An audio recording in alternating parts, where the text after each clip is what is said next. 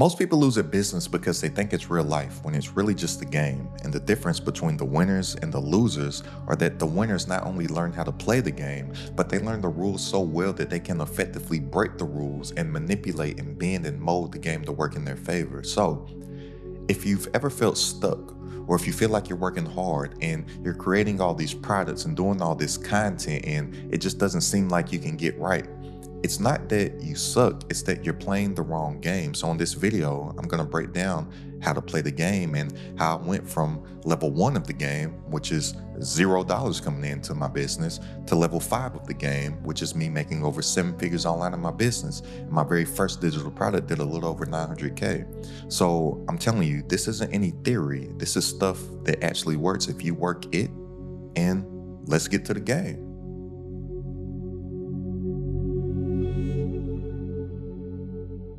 Look, I'm serious when I say that this whole business and entrepreneurship stuff is a game, and once you can see it for what it actually is and start playing the right game, it'll change your life. And there's only 5 levels to the game, and it's only gonna take me about 5 minutes to break down these 5 levels to the game. So if you don't have 5 minutes to spare to just actually sit in and lock in and focus, then building your online business and making some real money online will probably be more difficult than playing basketball in some track spikes or playing football with some ice hockey skates on. Like, it won't matter how good your skill set is if you're in the wrong game.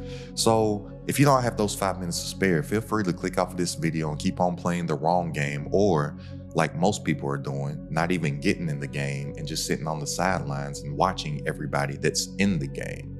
But look, the first level of the game is going to be the first sale. Now, when you're on level 1 with the first sale, this is basically like the tutorial stage. Like, you suck at everything, and that's okay. And so many people starting off, they struggle with this. Like, they think that they're going to be good day 1 of something when you literally have not been good at anything that you have ever done day 1. Like, even something as simple as moving your body. Day 1, you were not good at that. When you were a baby, you had to look around and discover that you had hands and fingers and that your fingers could actually grab things and getting up and walking and everything like that. So I'm like, if something that you don't even think about doing today, as far as just moving your limbs and your arms and your legs and whatnot, used to be difficult for you, why do you think day 1 starting a business is going to be super easy? It's not. But at level 1, it's normal to suck. And at level 1, your goal is not to win the game. Your goal is to prove that the game works. Your sole objective is to get one person to exchange their money with you for your idea.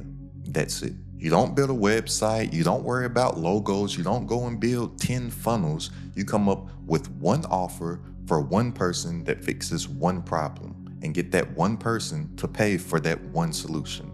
That's it. Like, when I first started, my goal wasn't to scale. It was to test reality, to see if somebody would pay me for my knowledge, even if it was only $50, which is what it was. Because I used to do hour consultation calls for $50. And I remember like it just happened today. The first time that somebody paid me $50 just to talk about something that I know, it was life-changing. I was like, whoa, somebody's really willing to pay me for what I got up here in my brain? This is pretty cool. But outside of me just thinking that it was pretty cool, it did something for me that changed me forever. It showed me that it was real. It showed me that I could monetize my brain. It showed me that I could monetize my intellectual property. It showed me that I had something that was perceived as valuable to someone else outside of myself. When I took that information that I saw somebody else was willing to pay me for to talk about, and I created a digital product, and that first sale came in for that, which that was a $40 item. I was like, whoa. So I can actually now take this information, create a digital product one time, and sell it over and over and over and over and over and over and over again, as many times as I possibly can, instead of sitting here and talking on the phone to one person. I was like, whoa, I can get paid a whole bunch of times over and over again for some work that I created one time. I can literally do the work once and get paid forever. It was an eye-opener. But I didn't come into the game like, oh man, gotta make all these millions of dollars. I was like, man, can I get one of these off? And once I got one sale, it built belief.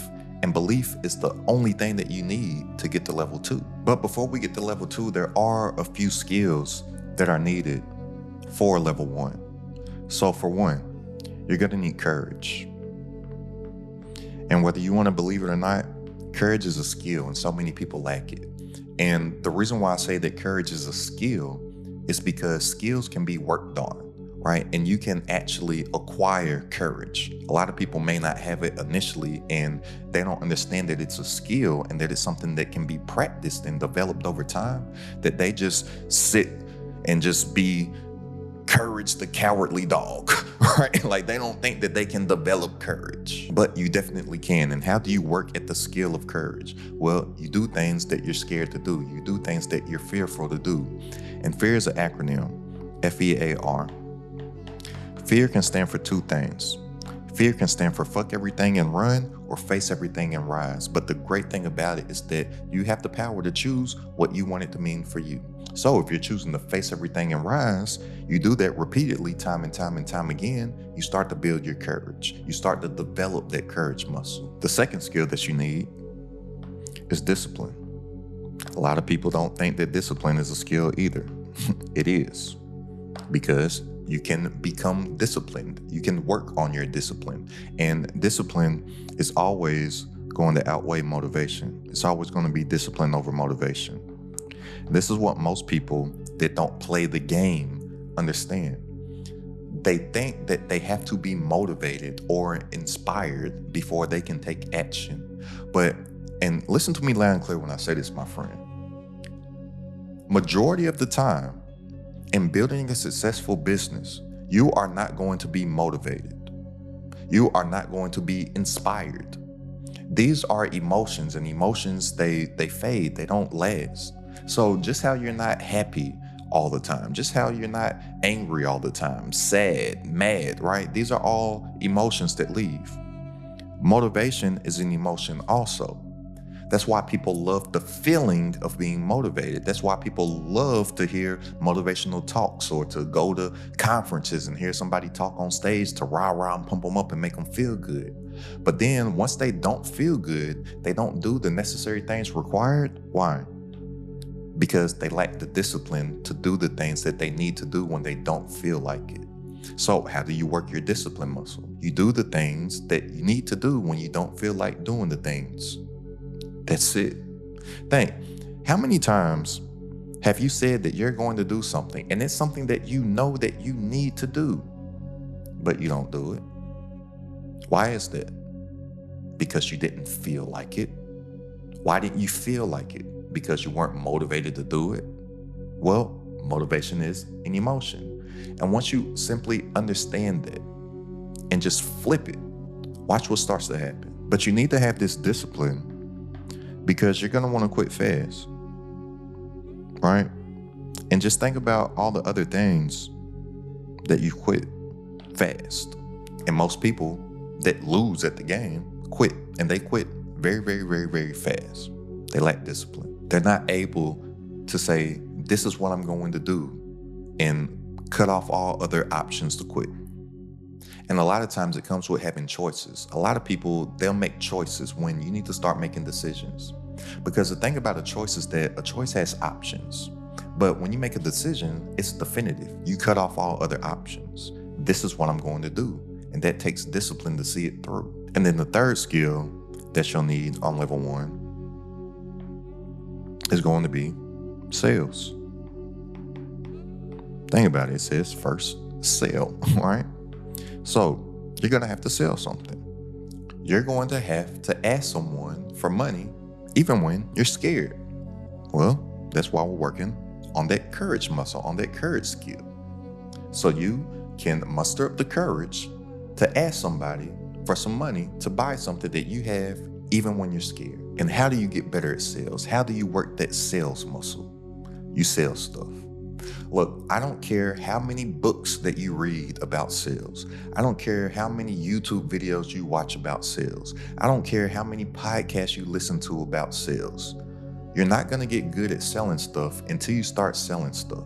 And then all the stuff that you are learning about sales actually starts to become relevant because you can apply it to what it is that you're consistently doing. But if you're here right now on level 1, your mission is to validate, not perfection. Get something into the hands of somebody else for money. Get somebody to pay you for something that you have in your brand. That is the only goal. That's the only thing that we're focused on. Nothing else matters. Now, level 2 is the cash flow mode. And this is where a lot of creators and entrepreneurs get stuck, because here you've made some money and now you think that you need a brand and a fancy logo and a bunch of fancy funnels and the best platform to sell a course on and a virtual assistant and a team. No, level 2 is about repetition. You got to get your reps in.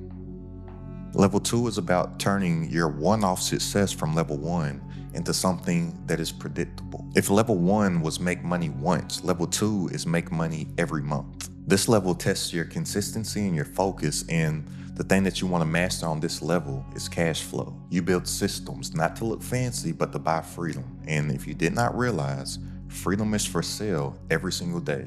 It's just that nobody is willing to buy it. And a lot of people on level 2, they're just still winging it, but they're playing on beginner mode with expert expectations. It's not going to work for them. So the mindset shift here is that you want to stop chasing new tools and double down on what's already working. You don't unlock level 3 until you've proven that you can stay disciplined through boredom.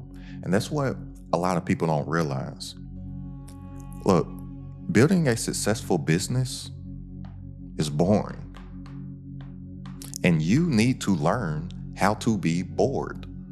Most people can't be bored, therefore they cannot be successful at business, because making real money online, making real money in your business, building something that is sustainable and that's going to last long term and bring you in consistent, predictable cash flow month after month after month, it's boring.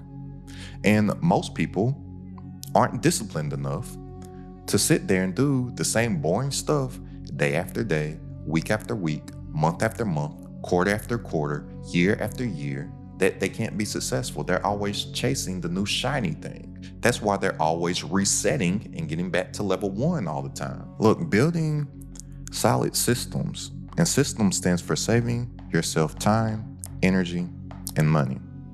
But building a solid system is always going to be greater than the new shiny thing.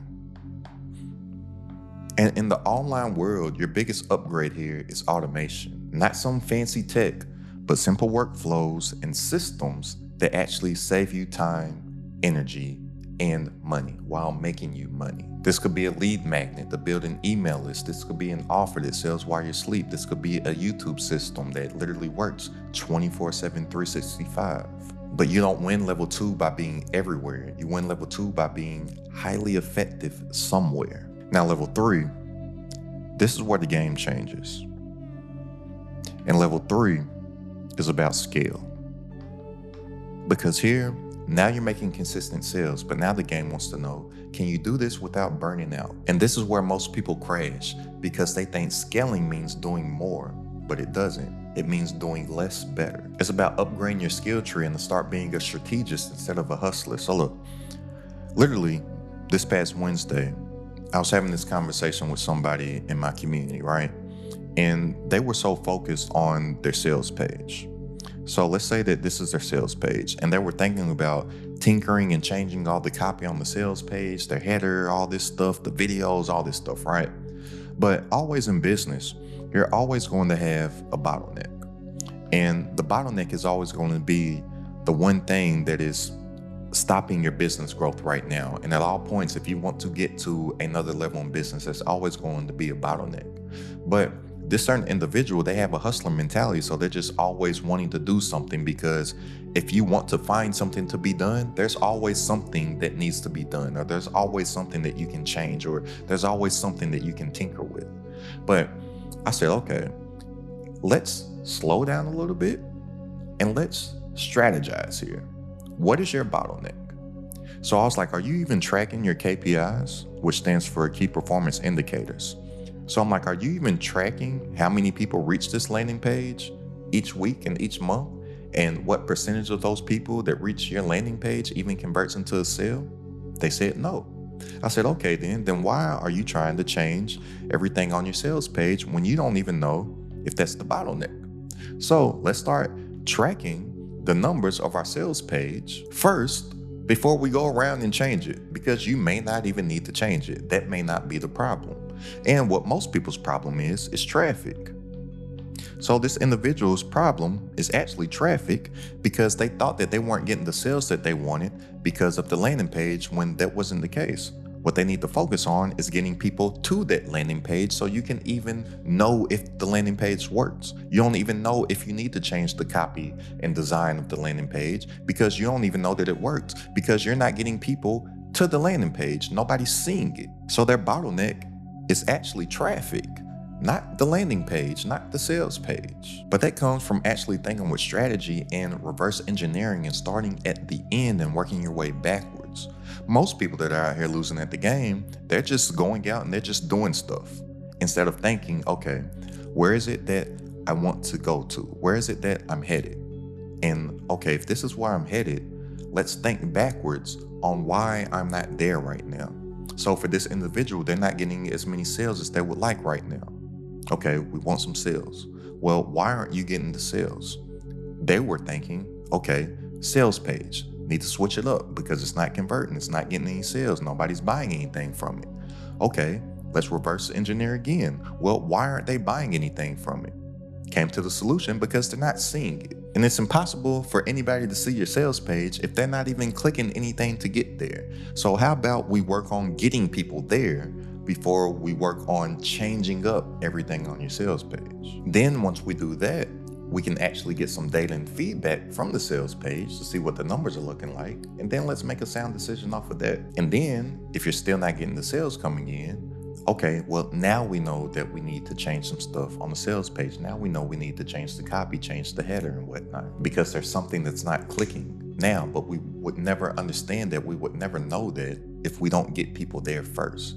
Right? So that's why I'm saying that it's about, scale isn't about doing more. Scale is actually about doing less better. And so many people are out here wasting time changing stuff all the time that they don't even know needs to be changed. But in their mind, they just feel like they need to do something because they're not getting the results that they want. So I gotta move, I gotta do something, I gotta change something. No, what are you changing? And for probably over 90% of people, the primary thing that they need to focus on is traffic. For over 90% of people, they're actually great at what they do and can actually help some people. But the problem is that nobody knows that they exist.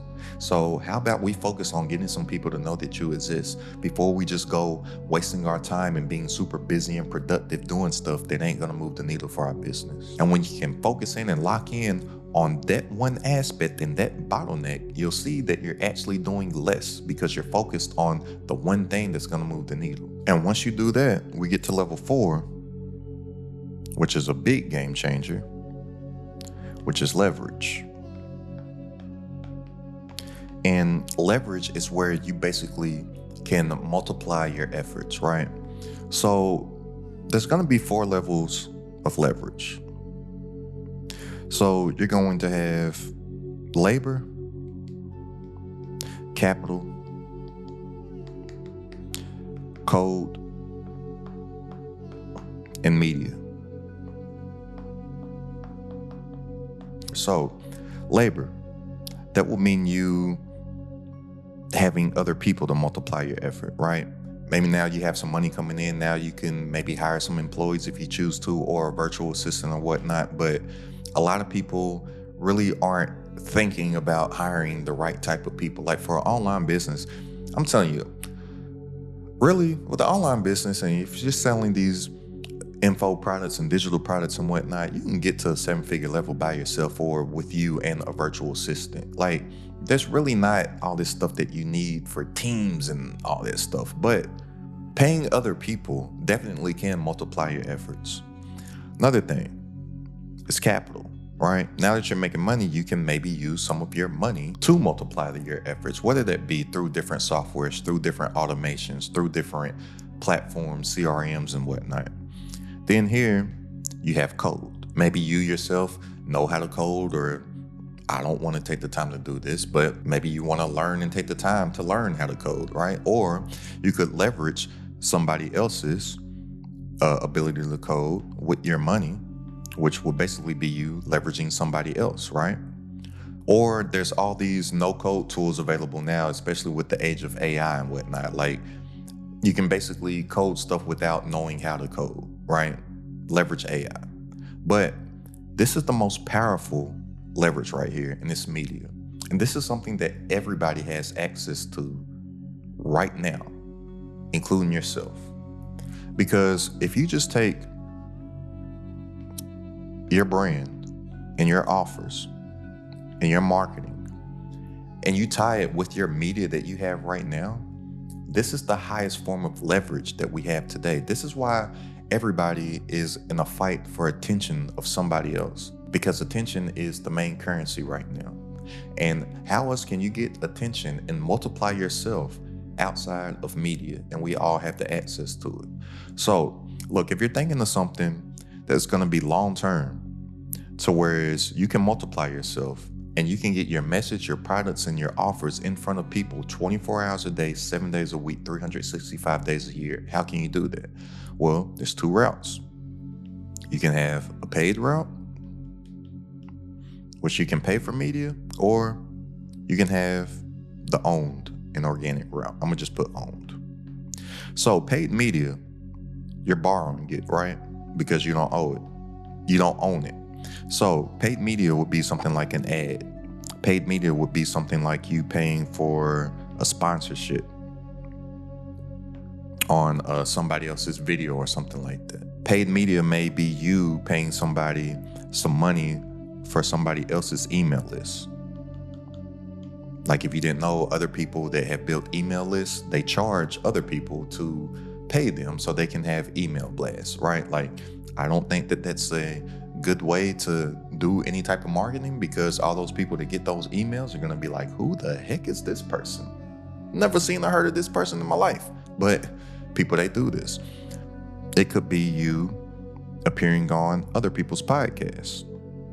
If you didn't know, pretty much on a lot of your favorite podcasts, those guests that you think that they're just interviewing just for shits and giggles, they paid to be on that podcast.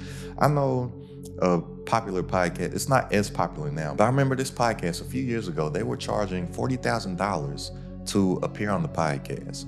Outside of that, they were charging a 50-50 split as an affiliate for whatever it is that the guest was promoting, right? So they're getting $40,000 on the front end, and then on the back end, they're getting a 50-50 split from whatever it is that this person's promoting. So whether it be them giving away some type of lead magnet, whatever that lead magnet sold, those clicks that came from that podcast, they got 50% of it. If they were selling some type of course, ebook, challenge, whatever it was, they got 50% of it on the back end. But whatever it is, with any type of paid acquisition, the problem is that the traffic dies down as soon as you stop paying the money. And with things like these also, you don't even know if they're gonna work. So you have to be okay with maybe going in the red. Whereas over here, you have your own media. So you could basically own everything over here. This could be your content. This could be your email list. And the thing about this is that if you properly leverage your content, then your content can be working for you for way longer than any of this stuff over here will. So if you're thinking of a platform to where you can basically own the distribution of your message and your marketing, well, if you're thinking of building an actual business that's going to last long term, what better place to do it than where you're on right now, which is YouTube? So think about it. If you're looking to build an online business, and if you're looking to sell digital products, the only digital products that really sell, I don't care what anybody tells you out here, they're info products. But not only information products, but they have to be transformational, because information is readily available everywhere. People, they don't pay for information, they pay for transformation. People, they want a result, right? And so if you know that you need to sell an informational, transformational offer or a digital product, where do people go to learn about stuff? They come to YouTube. They don't go to Instagram to learn. They don't go to TikTok to learn. They don't go to Twitter to learn. They don't go to Facebook to learn. They come to YouTube. And even from a content creator side, everybody that wants to learn how to grow a TikTok, everybody that wants to learn how to grow an Instagram, everybody that wants to learn how to grow a Twitter, everybody that wants to learn how to grow a Facebook account, everybody that wants to learn how to grow on Threads, where do they go to learn about it? YouTube. They don't go to Instagram to learn how to build an Instagram channel. They don't go to TikTok to learn how to build a TikTok channel. They all come to YouTube. And YouTube is the only evergreen platform as well, because a video that you post today can literally be getting the right views and getting the right leads and sales for years to come. Just pay attention when you're just scrolling your YouTube home screen. Yeah, they'll recommend some new stuff to you, but they also recommend some stuff from a year ago, from 2 years ago, from 5 years ago. The number one guy whose YouTube content I watch right now, I watch videos of him from 5, 6, and 7 years ago. Every time I refresh my YouTube home screen, they're showing me an old video of his. And when you start to take your YouTube seriously, when you do start to garner a new audience, well, once YouTube gets the signals that they have liked your content, they're going to start to suggest them your old stuff as well, because all that YouTube wants to do is show people videos that they want to watch. So if somebody has had a good experience and they enjoyed one of your videos, which the two main signals that YouTube collects to determine that is simply if they clicked it and if they watched it. If YouTube sees that they've done that, they're going to start to suggest to them your old videos as well. So you'll start to get this compound effect over time. And then you could actually start to make more while working less as well. Remember, it's not about doing more, it's about doing less better. So if you're thinking about actually building something to build true leverage, oh, and with YouTube too, they'll pay you to build your income, impact, and influence. Instead of over here with all this stuff, you have to pay. I don't even have the biggest YouTube channel yet, but just off the impressions that I get from my YouTube channel, at the time of me recording this video, I would have to pay around $30,000 a month in paid advertising. I know about ads because I ran a few ads in my past. The most money that I've spent on ads in a single month is a little over $100,000. And my CPM was around $30 per 1,000 impressions. If you're not familiar with an impression, it's just an eyeball. So I would have to pay about $30 for 1,000 impressions. Whereas just this past month alone, my YouTube channel has gotten 1 million impressions. It's not out the norm for me to get 1 million or 1 million plus impressions. And I didn't have to pay for any of them. I got paid for it. So if you just do the quick math, 1 million impressions divided by 1,000, you have 1,000. And then if I take that 1,000 and multiply it by the $30 that I was paying for those 1,000 impressions, you have $30,000. So for the same amount of traffic that I would have to pay in ads, I get for free from YouTube. And like I said, actually better than free, because YouTube pays me a little bit as a little added bonus. So I have a negative customer acquisition cost. Whereas all these gurus, especially the high ticket gurus, they're really struggling right now because they haven't figured out a way to where they can get in front of somebody without paying for it. And a lot of them, their businesses are tanking right now because they're losing money. Whereas I actually get paid money to acquire customers. It's crazy. Because with YouTube, just to break it down real quick on how it works, it starts off with you thinking about that avatar. So from lesson 1, that one person that you're going to help with that one problem and give them that one solution. This is all that you build your business around, and this is all that you make content for. So then you only make that content for that individual. So then YouTube's algorithm starts to categorize your content, and you start to become the perceived authority in the space. So then they use their organic traffic sources, which are going to be the home screen, the suggested bar, the search tab, external traffic from Google because Google owns YouTube, external traffic from people sharing your content. My content gets shared literally thousands of times per week. Thousands of people each week hit that little share button up under the YouTube videos, and they send it out to friends, to family, to people that they think will get value from my videos. That's external traffic as well, which will get in front of more people that fit your avatar's profile. So now you have your offer or your digital product to offer to these people. Now you get to sell.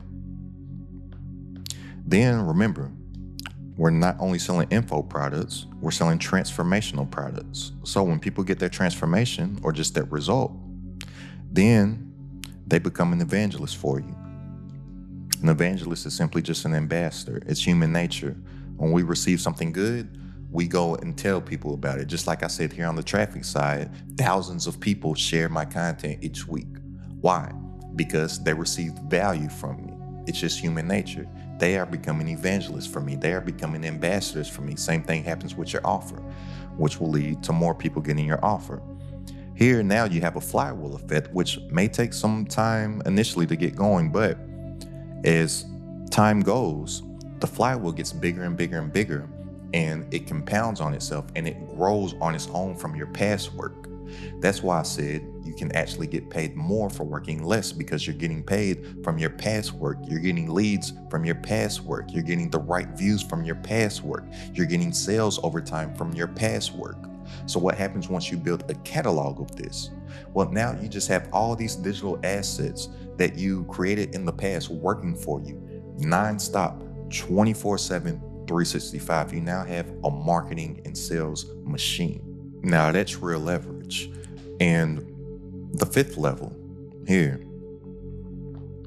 once we have leverage, now the fifth level